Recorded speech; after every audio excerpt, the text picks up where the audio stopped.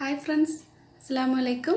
ഇന്ന് ഞാൻ വന്നിട്ടുള്ളത് എല്ലാവർക്കും തന്നെ ഇഷ്ടമുള്ള പൂരിയുടെ റെസിപ്പി ആയിട്ടാണ്. ഈ ഒരു പൂരി പുറമേ നല്ല ക്രിസ്പിയാണ്, ഉള്ളിൽ നല്ല സോഫ്റ്റ് ആണ്, നല്ല പെർഫെക്റ്റ് ആയിട്ടുള്ള ഒരു പൂരിയുടെ റെസിപ്പിയാണ്. അപ്പോൾ ഈസി ആയിട്ട് ഈ പൂരി എങ്ങനെയാണ് തയ്യാറാക്കുന്നതെന്ന് നോക്കാം.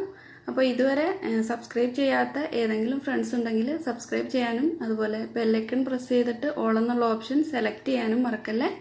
അപ്പോൾ പുതിയതായിട്ട് ഞാൻ ഇടുന്ന വീഡിയോസൊക്കെ നിങ്ങൾക്ക് നോട്ടിഫിക്കേഷൻസ് ആയിട്ട് കിട്ടുന്നതാണ്.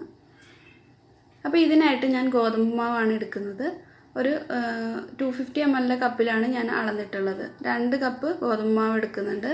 അപ്പോൾ നിങ്ങളുടെ കപ്പ് അളവില്ലെങ്കിൽ ഗ്ലാസ്സിൽ ഒരു 2 ഗ്ലാസ് ഗോതമ്പ് മാവ് എടുത്താൽ മതി. ഇനി ഇതിലേക്ക് ഒരു ക്രിസ്പി ആയിട്ട് കിട്ടാൻ വേണ്ടിയിട്ട് ഇതിലേക്ക് ഒരു 1.5 ടേബിൾ സ്പൂൺ റവ ചേർക്കുന്നുണ്ട്. അത് വറുത്ത റവയായാലും വറുക്കാത്ത റവയായാലും കുഴപ്പമില്ല.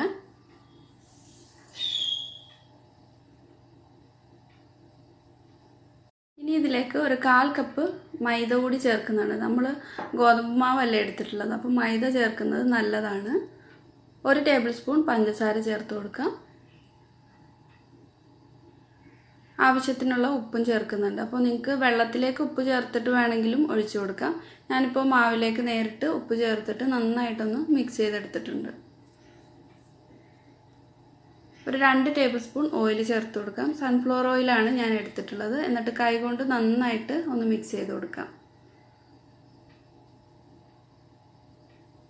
ഇനി ഇതിലേക്ക് ഒരു 2 ടേബിൾ സ്പൂൺ പാല് ചേർക്കുന്നുണ്ട്. അപ്പോൾ പാല് ചേർക്കാൻ ഇഷ്ടമില്ലാത്തവർക്ക് ഒഴിവാക്കാം. പാലൊക്കെ ചേർക്കുമ്പോൾ നല്ല ടേസ്റ്റ് ഉണ്ടാവും പൂരിക്ക്. ഇനി ഇതിലേക്ക് കുറേശ്ശെയായിട്ട് വെള്ളം ചേർത്തിട്ട് നന്നായിട്ട് കുഴച്ചെടുക്കാം. ഞാൻ എടുത്തിട്ടുള്ളത് സാദാ വെള്ളമാണ്. ചെറിയ ചൂടുള്ള വെള്ളം എടുക്കുകയാണെങ്കിൽ ഒന്നുകൂടെ നല്ലതാണ്. ഞാനിപ്പോൾ എടുത്തിട്ടുള്ളത് സാദാ വെള്ളമാണ്. അപ്പോൾ വെള്ളത്തിൻ്റെ അളവ് കൃത്യമായിട്ട് പറയുന്നില്ല, കാരണം നിങ്ങൾ എടുക്കുന്ന മാവ് ചിലപ്പോൾ വ്യത്യാസം ഉണ്ടാവും. അപ്പോൾ അതനുസരിച്ചിട്ട് വെള്ളം ചേർത്ത് കൊടുക്കുക. കുറേശ്ശെ മാത്രം ചേർത്തിട്ട് നന്നായിട്ട് കുഴച്ചെടുക്കാം.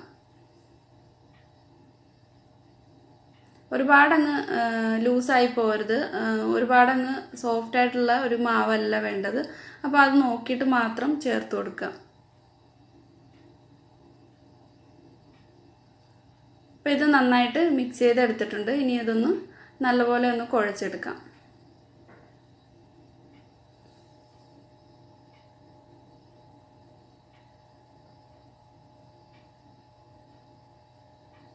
മാവ് നന്നായിട്ട് തന്നെ കുഴച്ചെടുത്തിട്ടുണ്ട്.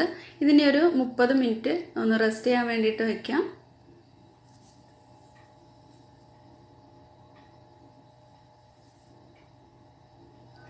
അപ്പോൾ ഇത് 30 മിനിറ്റ് കഴിഞ്ഞിട്ടുണ്ട്. ഒന്നുകൂടി ഒന്ന് സോഫ്റ്റ് ആയിട്ട് വന്നിട്ടുണ്ട്. ഇനി ഇതിൽ നിന്നും ചെറിയ ചെറിയ ബോൾസ് ആക്കി എടുക്കാം. അപ്പോൾ നിങ്ങൾക്ക് വേണ്ടുന്ന പൂരിയുടെ വലുപ്പം അനുസരിച്ചിട്ട് ബോൾസ് ആക്കിയാൽ മതി.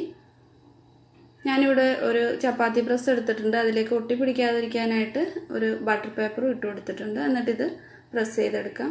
ഒരുപാട് അങ്ങ് കനം കുറച്ചിട്ട് പ്രസ് ചെയ്യേണ്ട ആവശ്യമില്ല. പൂരി ആകുമ്പോൾ കുറച്ചൊരു കനത്തിൽ വേണം റെഡിയാക്കാൻ. നമ്മൾ അരിപ്പത്തിരിയൊക്കെ പ്രസ് ചെയ്യുന്ന അത്ര കനം കുറച്ചിട്ട് വേണ്ട. അപ്പോൾ ഇതെല്ലാം പ്രസ് ചെയ്തെടുത്തിട്ടുണ്ട്. ഇനി എണ്ണ ചൂടാകാനായിട്ട് വെച്ചിട്ടുണ്ട്. എണ്ണ ചൂടാകുമ്പോൾ ഒരു മീഡിയം ഫ്ലെയിമിലേക്ക് മാറ്റിയിട്ട് വേണം ഇത് ഫ്രൈ ചെയ്തെടുക്കാൻ.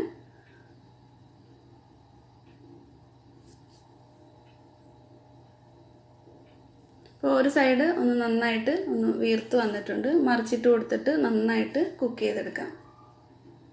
ഇതേപോലെ തന്നെ ബാക്കിയുള്ള പൂരിയെല്ലാം റെഡിയാക്കി എടുക്കാം.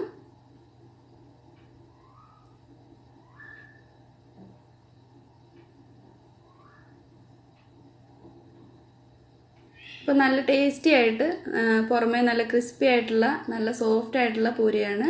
എല്ലാവരും ട്രൈ ചെയ്ത് നോക്കുക. ഈ വീഡിയോ ഇഷ്ടമായിട്ടുണ്ടെങ്കിൽ തീർച്ചയായിട്ടും ലൈക്ക് ചെയ്യാനും ഷെയർ ചെയ്യാനും ഒന്നും മറക്കല്ലേ. താങ്ക്